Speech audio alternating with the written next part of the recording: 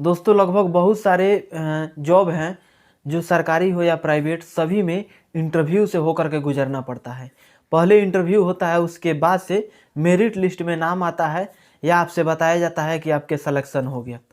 अब इंटरव्यू में सबसे ज़्यादा कन्फ्यूजन रहता है, सभी को कन्फ्यूजन रहता है।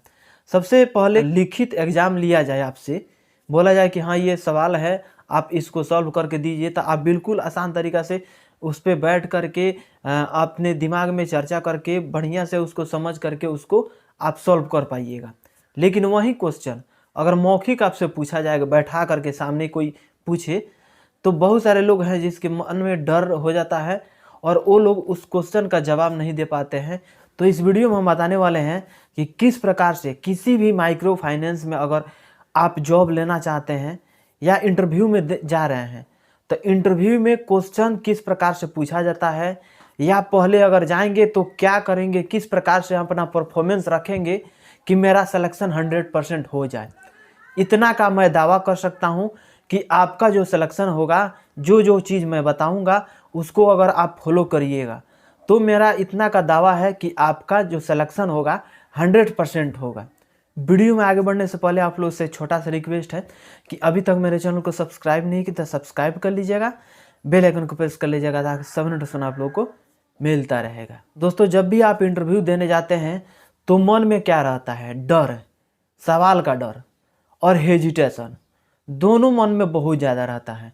मन में डर ऐसे रहता है कि अगला मेरे से जो इंटरव्यू ले रहा है पता ना कौन सा क्वेश्चन पूछेगा, किस प्रकार से क्वेश्चन पूछेगा, ये मन में डर रहता है। पूरे देह में थरथराहट रहता है कि किस प्रकार से वो क्वेश्चन हमसे पूछ देगा, क्या बता पाएंगे कि नहीं बता पाएंगे। जब आपके पहले कोई अगर इंटरव्यू में घुसा, इंटरव्यू में से निकला, तो उससे आप दौड़ के जाते हैं कि भाई तुमसे क्या सवाल पूछा, किस प्रकार से सवाल पूछा था, क्या चीज़ पूछा था। तो वो बताता है कि हमसे ये चीज़ पूछा था। तो आप पूछते हैं क्या उसका आंसर आप दिए? तो अगर बोल दिया कि हाँ तब तो ठीक है, अगर बोल दिया कि नहीं दे पाए हैं तो उसके साथ साथ आपके अंदर भी डर हो जाता है। अगर नहीं जवाब दे पाता हूँ तो किस प्रकार से मेरा होगा, क्या मैं माइक्रो फाइनेंस में जॉब करने लायक नहीं रहूँगा, क्या मेरा सिलेक्शन नहीं होगा, इस प्रकार से मेरा अंदर ये डर रहता है। तो इन माइक्रो फाइनेंस में जाने से पहले ये सब हेजिटेशन दूर करने के लिए आपको ये वीडियो लास्ट तक देखना होगा। आपको सबसे पहले अपने पहनावा पर ध्यान देना होगा, बिल्कुल क्लीन तरीके से जाना होगा। कैसे कि मैं बहुत सारे वीडियो में बता चुका हूँ कि किस प्रकार से इंटरव्यू में जाया जाता है। इंटरव्यू में जाने से पहले अपने पहनावा पर ध्यान दिया जाता है। Formal pant, formal shoes, formal shirt होना चाहिए, दाढ़ी का सेटिंग होना चाहिए, शेविंग होना चाहिए, बाल बिल्कुल क्लीन होना चाहिए, बिल्कुल फ्रेश होकर के आप जब इंटरव्यू में जाइएगा। अंदर जाने से पहले आपको डायरेक्ट अंदर नहीं जाना है। अंदर जाने से पहले आप उनसे जो इंटरव्यू लेने के लिए जो बैठे हैं उनसे मैं आई कम इन सर, या मैं अंदर आ सकता हूँ, इस प्रकार से परमिशन ले लेना है, तब जा कर के आपको अंदर जाना है। जब अंदर जाइएगा तो आपको बैठना नहीं है। पहली बात पे ध्यान देना है कि आपको कुर्सी पे बैठना नहीं है। अगर वो लोग बोलते हैं कि हाँ प्लीज़ सिट डाउन या कृपया आप बैठ जाइए, तब जा कर के आप बैठिए। तो जब वहाँ पे आप बैठ जाते हैं तो आपसे पूछा जाएगा फर्स्ट में कि व्हाट इज़ योर नेम, या आपका नाम क्या है, आप कहाँ का रहने वाले हैं, आप कहाँ तक पढ़ाई किए हैं, कौन सा स्कूल में कहाँ कब पढ़ाई किए। तरह तरह का सवाल पूछने के बाद से तब आया जाएगा क्वेश्चन पे। अगर इतना जो सवाल है, इतना का सहूलियत से आप बिल्कुल समझ लीजिए, जब अंदर जा कर के आप कुर्सी पे बैठ गए तो अपने अंदर में ये समझ लीजिए मेरा सामने जो बैठा है मेरा दोस्त है, और जो मैं बात कर रहा हूँ अपने दोस्त से बात कर रहा हूँ या अपने घर वालों से बात कर रहा हूँ। इस प्रकार से अपने अंदर में ये बैठा लेना है और तब जा कर के आप सवाल का जवाब दे पाइएगा। अगर कोई सवाल वो पूछते हैं, आप थोड़ा माइंड को घुमाइए कि ये सवाल है क्या, कि माइंड में आ जाता है तो उस सवाल का आप जवाब दे दीजिए।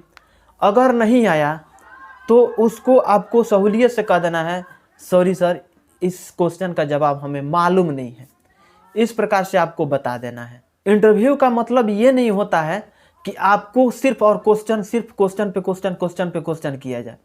इंटरव्यू का मतलब यही होता है कि आपको जांचना कि आप किस प्रकार से बिहेवियर है, हर प्रकार इंटरव्यू से ये पता लगता है कि आपका बिहेवियर कैसा है, आपका पहनावा कैसा है, आपका चाल चलन कैसा है, आपके पास कुछ नॉलेज है या नहीं है। हर चीज़ का जांच होता है इंटरव्यू में।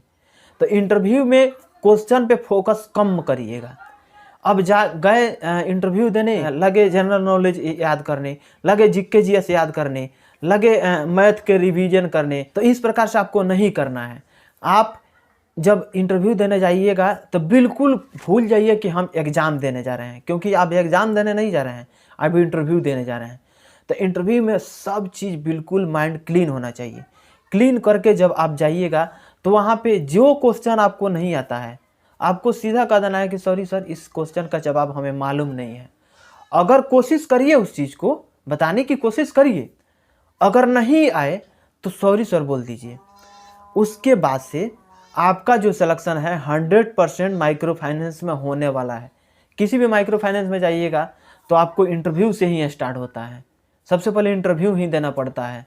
कोई भी माइक्रो फाइनेंस में जाइए, अगर कहीं कहीं एग्ज़ाम भी लिया जाता है तो एग्ज़ाम में किसी को दिक्कत नहीं होने वाला है, ये हमें पता है। लेकिन सबसे ज़्यादा इंटरव्यू में ही दिक्कत आता है, सबको इंटरव्यू में दिक्कत आता है। तो इस बात पे आपको ध्यान देना है कि हेजिटेशन जो आपके अंदर है उसको बिल्कुल निकाल देना है।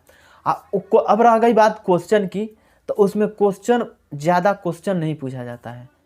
1 से 2 क्वेश्चन बहुत हो गया, इससे ज़्यादा क्वेश्चन पूछा ही नहीं जाता है।